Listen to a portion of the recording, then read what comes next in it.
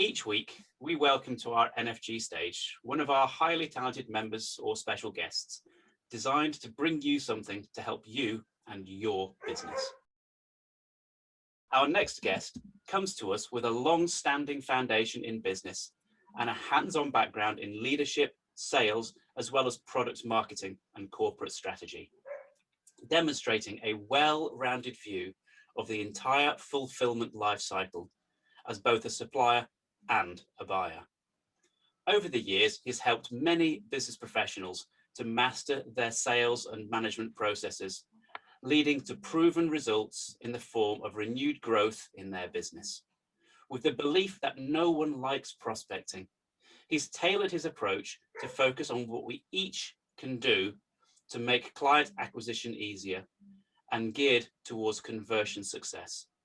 With a talk on improving your prospecting mindset, I bring to you Keith Dalton. Good morning, Keith. Morning, Richard. Morning, everyone. Thank you. So I've only got 10 minutes or 8 minutes for the talking, so there's not a lot. So I don't think I'm going to give you the silver bullet today and suddenly make prospecting a simple little thing. But let's talk about, just in the next bit, concentrate on mindset, because a lot of prospecting is all about the mindset, not by the technical. And why do I say mindset? Well, do we all like prospecting? Generally, when I ask that question, people put their hands up, one or two, but most don't. So I would say probably 90% of us don't like prospecting. Why don't we like prospecting? Well, it's hard and it's horrid, let's face it. We'd all love to be order takers rather than actually getting out there and trying to find that business. And I'm still looking for that business where I can just be an order taker, sit back and wait for it to happen. However, in business to business, that doesn't generally happen. So it's hard and horrid. Why? Well, if you think about it, one thing that we actually are taught when we're young is don't talk to strangers. It's embedded in us not to want to talk to strangers. Something our parents used to drum into us, maybe some more than others. So it's not natural to talk to strangers. And least of all, one thing we don't like doing is we don't like rejection. So prospecting is not something most people relish. Yeah, rejection, talking to strangers, and actually doing it, which is hard and horrid. So let's just think about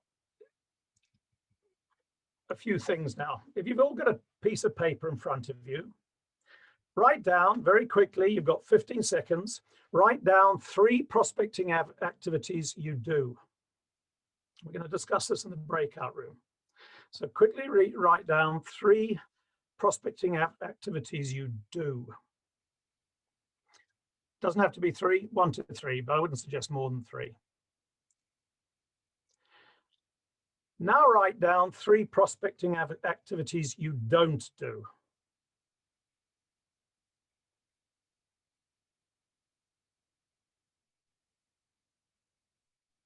Again, up to 3, it doesn't have to be 3, it could be 1. Now on a scale of 1 to 10, 1 being not comfortable, 10 being totally comfortable. Just quickly put a number behind each of those prospecting activities you do or you don't do, and put a number behind them between 1 and 10, whether you're comfortable doing them or you're not.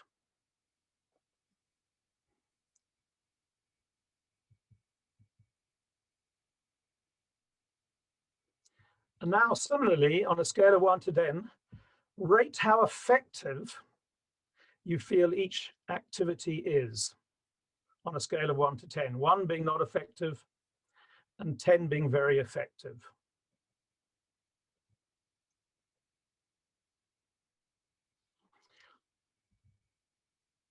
We'll come back to that then. So have you all done that? You've not had a lot of time, but we don't have that much time. So now let's think about how you prioritize your time, because obviously prospecting is something you've got to do in between doing your job. So we look at this graph here, if you like, of attention over time, and put the 4 classic squares in. And if we take the bottom square here, it's not urgent, In other words, there's no time and it's unimportant. It doesn't really need your attention. If we stay not urgent, but we go up the attention side, it becomes important. So you have in here actions that are not urgent, but important. Similarly, here you have actions that are unimportant, but are urgent. They've gone up the time scale. And of course, in the top square, you've got actions that are urgent and important. So it doesn't take too much to think which is your top priority. Yeah, actions that are both urgent and important, you prioritize during your daily activity. So that could be getting the work done for a client because you've missed a deadline or the deadline's fast approaching. Our second priorities tend to come in the urgent and unimportant. Urgent because we're time driven. We know by the end of the day, we've got to get things done. And third priority is not urgent, but we still know they're important. So maybe ultimately getting our tax done early in the year, who does it? We know it's important, but it's not urgent, so it tends to take third priority. And then of course, we've got the not urgent and unimportant. This is the stuff that doesn't get done. Unless you've got lots of time and you're wondering. Maybe you're just leaving your last job. Something to do here is to go and shred all your evidence. But that's not urgent and unimportant. So we consider that, and then we look at the normal, let's say, cycles in business. And business ebbs and flows. So we have good times where we've got a lot of business and we're too busy, and we have poorer times maybe where we're not as busy. So when you consider when we're busy here, what is your kind of tonality when you're talking to a client? Quite often we say, if you've just had a really good call, the best time to go and chase someone is when you've had success because you're confident. So when you're confident and busy up here, you have a very good tonality. But when you're busy at work, actually prospecting is not important to you. So it's actually not urgent and unimportant. So the danger is up here when we're busy in work, nothing gets done. We stop prospecting. Conversely, let's look at the bottom when we are, let's say, a little bit more light on our clients. What happens then? Suddenly, it becomes urgent and important prospecting. Now, the problem down here is your tonality when you're talking to someone changes between, let's say, if you're confident and work's going very well compared to when it's not going very well.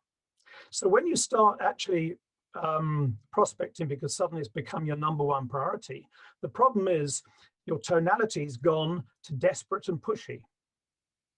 And who likes a desperate and pushy salesperson? No one. So your tonality when you actually get around to prospecting is not as good as when you should be prospecting up here, but you don't see the need for it. So let's just put that into something very simple. So if you consider, let's say you decide you need to make 10 calls a day to fill your pipeline. Monday, so your target is 50 for the day. You don't really like doing it. Maybe you're in these areas here. So you actually do 3. The first call was horrible. The second call was just as horrible. So you start giving up after 3.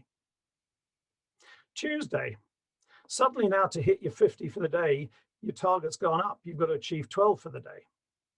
You only achieve 4. Wednesday, suddenly your target's up to 15. Well, that's now becoming more of a headache because you think, how can I achieve 15? So you achieve less. And of course, this goes on during the week, 20, and suddenly you see 20. Well, that's impossible. I can't do it. So you don't do any. And then, of course, by Friday, you've only achieved 10. You've got 40 to do. Guess what happens on Friday? Well, no one works on Friday. It's not worth doing. So you achieve none again. So the problem, because it's hard and it's difficult, and if you aren't in the right box, let's say in your right priority here, it's easy to procrastinate and not to do. So it gets left behind. So you've got to have a mindset, and this is the key mindset of prospecting.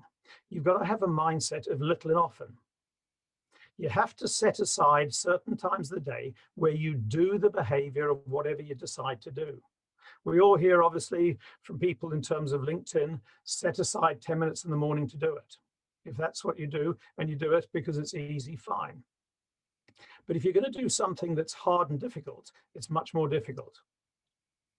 So the little and often actually falls into this box. It's not urgent, but it is important. It is your third priority. And that therein, if you like, lies the difficulty of prospecting mindset. Your mindset's here and here, and only your third priority tends to come into this box. So you have to change your mindset and actually get around to doing your prospecting activity little and often. Put it in your diary, blank it off, and just do it. Because the more you do the behaviors, as we all know by checking our emails, the more it becomes habit, and therefore it's easier and easier to do. So we have a Sandler rule that sort of sums this up. You don't have to like prospecting, you just have to do it. Now, coming back to that little questionnaire we did at the start. We did this, the prospecting activities we do, we don't do, what we're comfortable with, and what we think is effective. I think it would be good to talk in our breakout rooms now, is what correlation have you written down between your comfort level, in other words, your mindset, and your perceived effectiveness of your prospecting activities and non-activities? Do you see a correlation between not doing and not effective and doing and effective? And when we come back, we can hear about this. Because actually, part of the mindset is we do what we're comfortable with. So I think if we're honest, we'll find that we're doing what we're comfortable with. And if we like networking, we'll do it. If we don't like networking,